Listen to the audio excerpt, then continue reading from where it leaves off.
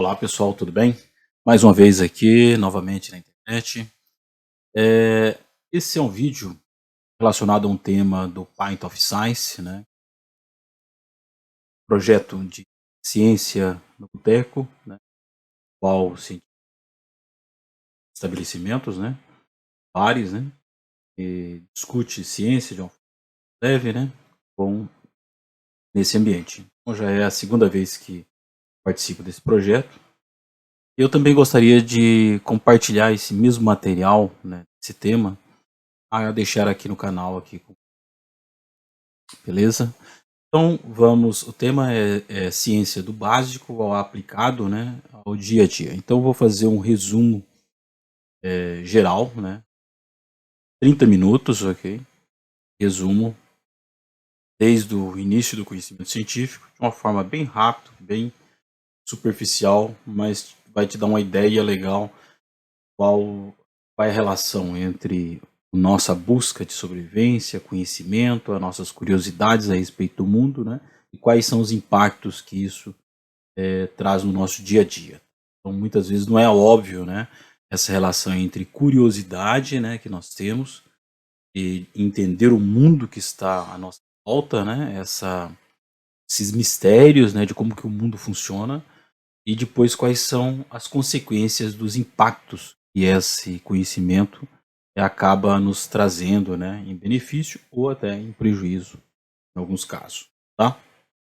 Então, vamos lá para apresentação aqui bem preparado para vocês.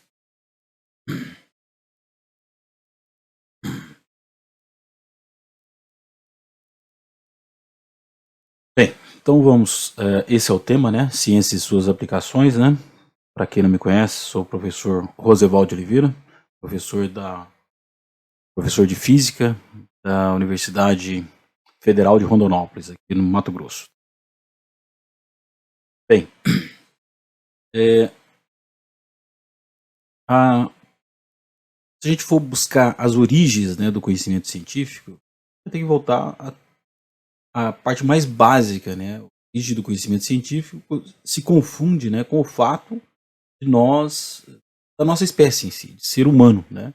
Você ter curiosidade, você ter cognição, de você tentar entender como que o mundo funciona. Então, o conhecimento científico com a própria nossa natureza humana, com a própria espécie humana em si, né? E aqui o que nós temos, né? O conhecimento, né? Da conhecer a natureza, né? Por uma questão de sobrevivência, isso acaba nos dando uma vantagem. A gente passa a dominar a natureza e criar tecnologias. Exemplos são o fogo, né? Roda, depois vem a idade, sai da idade das pedras, nós vamos para a idade do bronze, né? Que passamos a manipular os metais. Então nós estamos conhecendo a natureza. Esse conhecer a natureza e tentar entender como que ela funciona, isso é ciência. Tá? As consequências disso para a nossa sociedade é esse domínio e a tecnologia. Tá? Então, de uma forma bem rudimentar e de uma forma bem simples, que não está errado, é isso daí, sabe? O que é fazer ciência em si. Então, se a gente for voltar um pouco mais no tempo lá atrás, vai ser muito rápido, só uma página, duas páginas aqui. E na aurora do conhecimento lá atrás, quando saímos dos mitos, e antes a explicação do mundo era simplesmente unicamente através dos mitos. Quando a gente sai dos mitos, né, e vamos passar com a nova explicação, eu acho que a gente tem que lembrar do nome aqui de Tales de Mileto, dessa escola. Essa escola foi muito importante, tá? E eles criaram o conceito, né, de que saíram do mito para encontrar explicação na própria natureza, né? E dessa escola, um nome muito importante é Demócrito. Então, Demócrito, esse grupo, eles vão trabalhando, eles chegam à conclusão de que é impossível o mundo ser de forma, fazendo uma divisão de alguma matéria, e isso ir até o infinito. Isso é impossível. Então eles chegam à conclusão que existe um átomo, algo fundamental. A partir dali que o mundo é discreto. Depois você pode constituir as coisas. E ele faz uma comparação com os átomos como que se fossem as letras do alfabeto. Então, você tem as letras do alfabeto, você pode fazer um poema lindo, né? Ou um texto horrível, né? Mas são as mesmas letras. Do alfabeto você pode montar todo o repertório, né, da literatura, né? Então, isso são os átomos. Eles são os constituintes que a partir deles você faz as coisas, tá? Então, esse é o ponto fundamental do Demócrito, tá? E eles estavam corretos. Mas, de forma definitiva, nós vamos entender o átomo e chegar à conclusão que a partir desse ponto não tinha mais volta, que aí ficou provado mesmo a existência dos átomos, foi com Albert Einstein. Eu estou chamando ele aqui, Einstein aqui, já início do século XX, né? Mas depois nós vamos voltar também a outras contribuições também do átomo. Mas o trabalho do movimento browniano, né, do Einstein, consagrou isso. Ele fez outros trabalhos, né? Ação de moleculares, né? E as relatividades que depois mais para frente nós vamos tratar. Mas a hipótese atômica, poucas pessoas sabem que o Einstein ele colocou a última pá de cal, né, a respeito da disputa se existiam átomos ou não. Chegou até o início do século XX essa disputa e se encerrou com Einstein, tá? E aqui tem uma frase interessante desse prêmio Nobel, que é o Feynman, né? Um cientista muito bom. E ele faz esse desafio, né? Essa reflexão. Se o mundo houvesse um cataclismo e o mundo todo fosse destruído, qual que seria uma frase que você deixaria para as próximas gerações, né? Qual que seria a menor frase que conteria a maior quantidade de informação possível? E nisso daqui, o Feynman ele coloca que seria que o mundo é feito de átomos. Então, deixa para a próxima geração. O mundo é feito de átomos. Dessa forma aí, essas pessoas vão buscar tentar provar isso e vão descobrir uma quantidade gigantesca de coisas, né, a respeito do mundo, de como que ele funciona. Então, esse entendimento nosso, na busca de entender a natureza como funciona, surgem os conceitos de tempo e espaço. Então, vamos começar aqui com tempo. O conceito de tempo, né? Você entender a natureza, isso é domínio, é poder, né? Isso sempre foi, né? Então, o conceito de tempo, fazer previsões de colheita para os imperadores, os calendários, né? As datas religiosas, plantio e colheita, né? São muitas coisas que o domínio de você entender como funciona o tempo, isso daí gerou poder, domínio. A civilização que dominava o tempo, todas as civilizações, grandes civilizações, eles dominaram, eles fizeram questão de entender como funciona o tempo. É muito importante, né? De sobrevivência e poder. E nós avançamos muito, né? Desde os primeiros relógios ali para fazer medida de tempo, né? São com água, sol, né? Colheita, né? Nós fomos avançando, né? Avançando bastante no entendimento, né? Do tempo, né? Esses dias atrás construí para minha filha pequena, nós construímos junto uma ampulheta. Muito bacana, né? Trabalhar e a gente chegar no resultado, né? E atender a ampulheta. Relógio de sol também é uma coisa que eu quero construir com ela. O de água é bem simples, né? Então esse aqui te dá uma noção bem clara, né? De entendimento. Nós avançamos bastante, né? Então vamos chegar no século XVII, né? O Newton, né? Claro, antes do século XVI, no XVI, XVII também teve o Galileu, né? Que deu as bases iniciais, mas eu não poderia deixar aqui num tempo tão pequeno colocar o nome de Newton, que ele foi a base, né? Para o conhecimento de física em si, né? A física moderna, né? Nasceu com Galileu. Com Newton. E Newton faz a física nasce com Galileu, mas o Newton vai ser o pai mesmo da criança. Ele vai fazer a unificação entre as leis do céu e as leis da Terra, né, com a teoria da gravitação universal. Claro, se baseando nos trabalhos de gigantes, né, como Kepler e outros, né, que se basearam. Então vai ficar muitos nomes de fora aqui, né? Newton criou o cálculo, uma ferramenta muito importante também para o mundo moderno, né?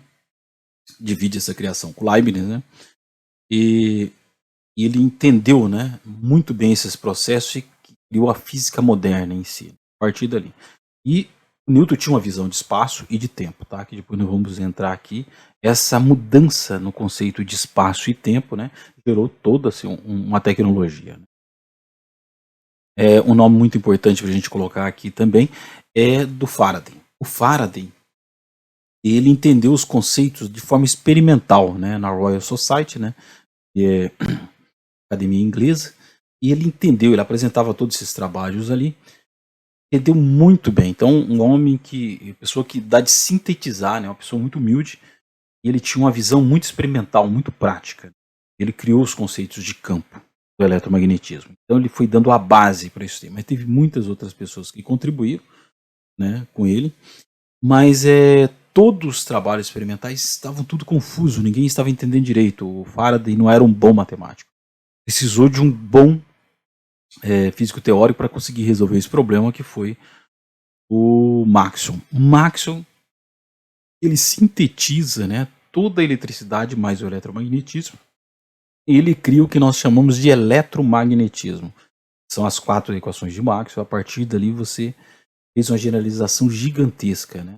Então nós temos com Maxwell, sim, nós temos o eletromagnetismo, né? Antes a gente tinha eletricidade e o magnetismo, depois isso daí se uniu.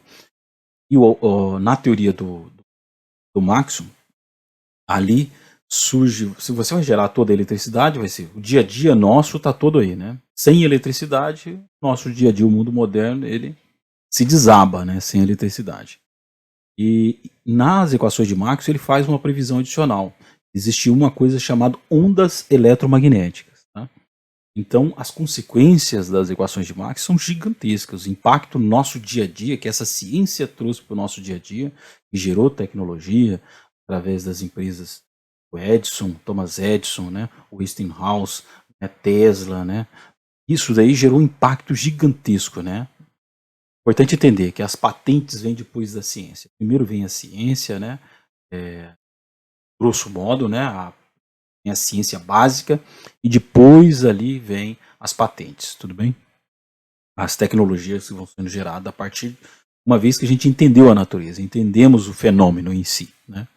Então nós temos aqui, ó, televisão, rádio, micro-ondas, infravermelho, ultravioleta, raio-x, né, raios gamas, né, temos uma infinidade, né, de radiação ionizante, radiação não ionizante. Toda a tecnologia aqui, né, toda a eletricidade está contida nas equações de Maxwell. E as equações de Maxwell foram previstas, depois experimental, foram encontradas por Hertz, e dali todas as consequências tecnológicas do entendimento dessa ciência. Só que tinha um problema, né? Qual era o problema? Esse eletromagnetismo, ele não era compatível com a mecânica newtoniana, os conceitos de espaço e de tempo das duas teorias não eram compatíveis. Você tinha um conceito de espaço e tempo no eletromagnetismo e um outro conceito de espaço e tempo dentro da mecânica newtoniana. As equações não se fechavam entre si, não se casavam, né? Mas ninguém entendia isso direito e nem era o entendimento que o problema seria relacionado com alguma coisa do espaço e tempo. Mais tarde que foi ficando mais claro isso aí. Poucas pessoas trabalharam nisso, né? Lorentz, Poincaré e o Einstein, tá? Então quem resolveu realmente o problema foi o Einstein. Ele encontrou a solução, né, para esse problema, né, que estava relacionado com os conceitos de espaço e de tempo. Na teoria da relatividade especial, né, ele entende, né, o conceito de espaço e tempo em si, que são velocidades, né? E no conceito dentro da relatividade geral ele unifica com a gravitação de Newton, tá? Então essa mudança no conceito de espaço-tempo trouxe consequências gigantescas, né, para a nossa sociedade, né? Então vamos aqui só entender um pouquinho. No caso da relatividade especial, você tem o paradoxo dos gêmeos, né? E se tem uma pessoa que vai viajar próximo à velocidade da luz, vai, volta, quando voltou, passou muito mais tempo para quem está na Terra, e quem está viajando próximo da velocidade da luz passou uma quantidade menor de tempo. Tá? Isso é um fato. Dentro da relatividade geral, os relógios que estão superior, eles passam mais rápido, e os relógios que estão na base passam mais devagar. Então, no caso, para quem está mais próximo do nível do mar, né, dois gêmeos aqui que a gente separou aqui, né? Um está em Floripa e outro está em Cuiabá, né? Em Rondonópolis. E aí o que aconteceu? Esse gêmeo que está lá em Floripa, né? De boa, passou menos tempo, e o outro que está aqui fora do nível do mar bem mais alto, né? Passou muito mais tempo. Tá? Isso é consequência da relatividade geral. Tá? Isso a gente faz no dia a dia. Tá. Consequências aí tecnológicas são inúmeras, gigantesca. O número é gigante, mas eu vou colocar uma aqui, o GPS. O GPS você tem no seu dia a dia o GPS. E o GPS ele é uma consequência direta das duas teorias da relatividade. Né? Você tem os pioneiros aqui, que são esses engenheiros, ganharam o prêmio de engenharia da Rainha Elizabeth, né? E eles trabalharam, né, nesse projeto com das Forças Armadas Americanas. Trabalharam primeiro tudo em sigilo, depois foi virar público esses trabalhos. Né? Mas eles se basearam bastante também no resultado inicial, né, que era do Sputnik, um satélite russo. Tá? Eles se basearam para encontrar os resultados principais dele. O primeiro satélite foi lançado em 1978, né, GPS. E são 24 satélites em si. Eles ficam a mais de 20 mil quilômetros de altitude, aproximadamente, que eles variam.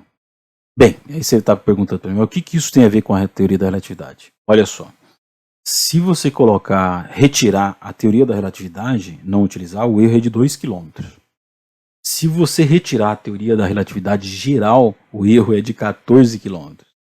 E o efeito Sagan, o efeito é de 64 metros. Tudo isso daqui, esses efeitos, estão relacionados com a teoria da relatividade no sistema GPS. Tá? Então, sem a teoria da relatividade, não tem GPS. Tá? E também tem um outro sistema que é muito importante para a aviônica, que é o sistema inercial. E, a princípio, eles eram sistemas de giroscópios, né? Eles usam baseado na rotação da Terra, a Terra em rotação, e usando o sistema giroscópio mecânico. Depois eles passaram para utilizar, né, o sistema de giroscópio a laser. E isso daí utiliza a teoria da relatividade especial e o efeito Sagan. Tá? Então eles utilizam o sistema de giroscópio, ele utiliza a rotação da Terra e as teorias da relatividade. Tá? Ele é muito preciso, né, muito robusto para a aviônica. A aviônica toda utilizam ele. Nos carros, no nosso dia a dia, a gente não utiliza ele porque ele é muito caro. Ele ficaria em torno de $200 mil, né, só para você montar todo o sistema. Então voos comerciais aí que utilizam eles. Eles são muito robustos e seguros. Os aviões, a navegação dos aviões grandes não é o GPS, que é o sistema principal, né? É o sistema inercial. Tá. Aqui nós passamos também por um outro avanço no conhecimento científico que teve muitos resultados positivos, né, para a nossa sociedade, no entendimento, que foi entender o micro, né? E começou com o Einstein lá atrás, que eu já citei, né? E depois tem toda essa galera aqui. Eu não vou citar todo mundo, tá? Mas aqui essa foto é muito importante, é o Congresso Solvay de 1927. Você vai encontrar aqui nessa foto aqui, tem mais prêmio Nobel do que pessoas na foto, né? Isso é gigantesco, quantidade enorme de prêmio Nobel. Quem não recebeu o prêmio Nobel aí foi injusto, porque não era da área, era da matemática, alguma outra coisa, mas eram pessoas extremamente importantes aqui para o desenvolvimento científico, tá? O entendimento desse micromundo que é a física quântica. Então o nome que inicia, né, de fato, é o Max Planck. Né? Ele está resolvendo o problema de fornos, né? Lá num forno, tecido de metais, lá esses fornalha, você não pode colocar um termômetro lá dentro, você tem que analisar o espectro da radiação. Ele trabalhava com espectroscopia. E com isso daí, ele estava tentando usando a teoria clássica e falhava miseravelmente a teoria clássica, que é aqui, o primeiro gráfico ali, é aquela curva, né? Muito fora dos dados da realidade. Então ele fitou os dados e fez uma discretização da energia para simplesmente bater com os resultados. Ele falou, isso é um truque, daqui mais em breve alguém vai saber resolver esse problema. E ele esperava que logo, em breve, né, aquele truque seria resolvido. Mas não, o Einstein foi no caminho contrário, falou, não, isso daí não é o truque, você fez a coisa correta, você dividiu em pacotes de energia. Eu vou dar um nome para esses pacotes de energia de fótons, de partículas de luz. E a partir daí, com esses nomes, pacotes de luz, ele conseguiu explicar o efeito fotoelétrico. E o Einstein ganhou o prêmio Nobel, né, com esse efeito fotoelétrico, né? As pessoas acham que ele ganhou o prêmio Nobel com a teoria da relatividade especial, o geral, ou por ter descoberto os átomos. Não, ele ganhou o prêmio Nobel em 1905, né, por ter descoberto o efeito fotoelétrico. Que efeito é esse? Fóton, né, partícula de luz, e no dia a dia nosso tá aí, né, placas de energia solar, você tem os seus controles de TV. Toda vez que você utilizar um controle remoto para ar-condicionado, para TV, você lembre-se do Einstein, né? Ele ganhou o prêmio Nobel por isso daí, para você estar utilizando controle de TV. Claro, depois foi gerado tecnologia mais para frente, né? Esse daqui está um nosso carro aqui, né? Que é um carro aqui que eu gostaria de ter, né? De possuir, né? Tesla aqui com uma antena, né? Internet qualquer lugar, né? Um ótimo carro, né? Também nomes importantes aqui, 2 nomes são o Bohr, né? Contribuiu muito, né, para a mecânica quântica, os modelos atômicos, né? Depois vão gerar toda a tabela periódica, e a pessoa que descobriu a antimatéria, né? Que é o Dirac, né? O Dirac, o que ele fez? Ele unificou a mecânica, a física quântica, com a relatividade especial. Quando ele fez essa unificação, o que aconteceu? Apareceu uma coisa estranha, que era estados negativos de energia. E aí ele foi analisando isso e chegou na conclusão da existência de antimatéria. Então você tem o próton, você tem o elétron, o antielétron, a antimatéria. Mas foi uma previsão teórica. No laboratório ninguém tinha observado ainda isso. Mais para frente, em breve, o pessoal fizeram a análise e encontraram. Aqui está a tabela periódica, né, com todos os elementos. Nessa busca por entender o micro, nós fomos muito além, né? Então, nesse século XX, né, nós criamos LHC, CERN, né, e nós fomos cada vez com mais profundidade ao mundo micro. E chegamos, por exemplo, ali no CERN, né? Essa aqui é uma curiosidade interessante, que é a criação da própria internet, né? Então a internet é uma consequência que veio lá, iniciou aqui esse primeiro site www, né? Dentro do CERN, né? Que são pesquisadores, e depois essa mesma tecnologia, né, foi compartilhada com o mundo todo, né? E foi sendo espalhado, né? Principalmente pelos americanos e as Forças Armadas também. Eles investiram bastante nesse projeto. Modelo padrão com esses aceleradores de partículas fazendo colisão, nós chegamos hoje no modelo de entendimento do mundo, né, praticamente como férmions e bósons, né, que nós temos, que são partículas, né, os férmions, né, você vai ter os quarks, os leptons, né, e os bósons, né, que são partículas de força, né. Só está faltando uma coisinha aqui para resolver esse problema, que seria o graviton, tá? Mas eu vou depois tocar no assunto daqui a pouquinho. E indo nessa direção, como consequências tecnológicas, nós temos as usinas nucleares, né, Angras dos Reis, né, colisões entre partículas, e você gera, né, quebra os núcleos, né, e você gera a fissão nuclear, consequências da relatividade especial junto com a física quântica, em casamento essas teorias. E nasceram separadas, tá? Cada um não tinha nada a ver com o outro, mas depois se uniram lá com Dirac lá na frente e outros nomes muito importantes. Fizeram avanços, né? Então, no dia a dia você talvez utiliza a unificação entre a mecânica quântica e a relatividade, que é através da antimatéria, né? Nós produzimos lá no IPEM, né? Nós produzimos antimatéria, né? E utilizamos aqui, por exemplo, um exame que utiliza antimatéria é o PET, né? Que é tomografia por emissão de pósitron. O PET, né? E quais são os exames que você também pode analisar com flúor, né?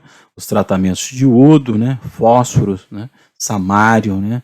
Tratamento de câncer, a pessoa está com câncer nos ossos, né? Todos esses materiais aqui que eu citei aqui atrás de tratamentos são gerados, por exemplo, a gente cria esses materiais lá na USP, né? Dentro do IPEM, que é o reator nuclear IPEM, né? Pode marcar visita, né? Eles têm os dias, né? Tem uma agenda. Eu fui lá, tinha um colega meu, abraço aí, o Renato Kuramoto, né? Ele trabalhou ali na USP ali com física nuclear, né? Então esse é um IPEM é um reator muito importante. Bem, o Brasil está construindo outro reator, né? E é em Iperó, né? No interior de São Paulo, né? A gente vai ter, por enquanto a gente não tem ainda autonomia completa, né? A gente tem que comprar algumas coisas de fora, uma parte, né, dos radioisótopos. Mas nós estamos construindo em Iperó, não sei se está pronto já, tá, ou já deve estar quase pronto o projeto, né? E com a finalização desse novo acelerador reator lá em Iperó, né, ele vai ser gigantesco, né? Nós vamos conseguir produzir de autossuficiência, né, nos radioisótopos, em todos os testes, e também para produzir para o submarino nuclear brasileiro, né? Então, assim, é um projeto da Marinha Brasileira que está na frente no comando, junto com a USP, com todos os pesquisadores, né? E junto com o pessoal da área de energia nuclear brasileiro, tá?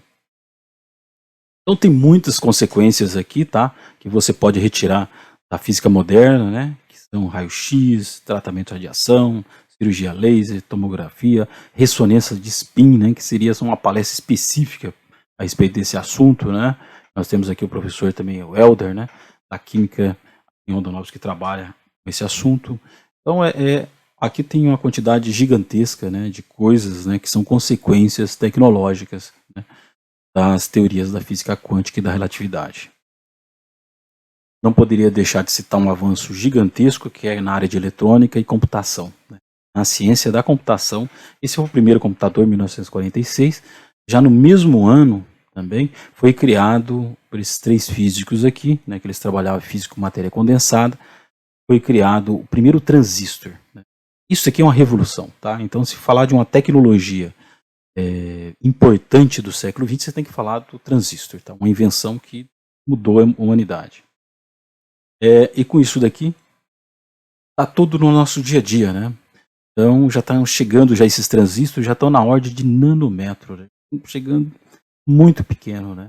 E com isso daí já não é mais possível fazer física clássica, nós vamos ter que fazer a física quântica. O Feynman, né, que ele propôs a física quântica, montou os primeiros algoritmos lá nos anos 60. Ainda não chegamos, mas hoje já os primeiros computadores quânticos já estão em funcionamento, né? E já colocado a comercialização, tem bastante patentes, né? E o pessoal estão avançando muito. E isso é uma área de disputa, né? Entre China e Estados Unidos, as potências estão disputando, né, a supremacia, né, dessa tecnologia, né? Quem chegar primeiro, com certeza, vai ter uma visualização, né, maior, né, para fazer cálculos, quebrar criptografia, imagina, né? Quem chegar primeiro vai poder quebrar as criptografias dos outros, né? Então, os Estados Unidos têm impedido, né, restringido a exportação desses computadores quânticos que são produzidos pelos americanos. E agora, a fusão nuclear, está todo mundo trabalhando junto, porque sabe que China, todos juntos, né? Porque uma vez resolvido, né, esse grande complexo que está sendo construído, né, uma vez resolvida a fusão nuclear, nós vamos ter o nosso próprio Sol, né? Então, todos os problemas energéticos serão superados, né? Mas isso é bastante difícil. Estamos avançando, né? Barreiras tecnológicas, problemas de engenharia, muita coisa, né? Mas estamos avançando. Uma hora ou outra a gente chega lá. E quais são os grandes problemas científicos, né, que vão mudar completamente a nossa compreensão a respeito do mundo daqui para frente, as apostas? Quais são os problemas hoje que nós temos? Bem, o problema da energia escura, né, o problema da mecânica quântica junto com a relatividade geral e a teoria da gravitação. Então nós temos problemas aqui que nós não sabemos como resolver, tá? E a hora que a gente resolver esses problemas, né, podemos chegar, por exemplo, uma das propostas da unificação da gravitação quântica é a teoria de loop quantum gravity, né, gravitação quântica em loops, baseado numa teoria de campos. Eu acho que é uma boa aposta, né? Tem desenvolvido muito nos últimos anos, né? E isso daí pode mudar muito do que a gente entende do que é o mundo, né? Do que é feito, né? Como que nós vamos manipular esse espaço, né? Também, não vou citar aqui, mas energia escura também pode gerar tecnologias entendimento muito profundo a respeito do mundo, né? E a gente estamos avançando, né? Entendimento da formação do próprio universo, né? De como que ele surgiu, né? Então são consequências tecnológicas manipulação do espaço-tempo, muita coisa pode surgir daí, tá? Então, aí vai ser decisões aí que pode ser acidentais ou não, né? Espero que sejam todas consequências boas para a humanidade, para melhorar a vida de todo mundo. Ok? Então esse é o vídeo que eu queria deixar para vocês aí. E obrigado aí, até o próximo, ok?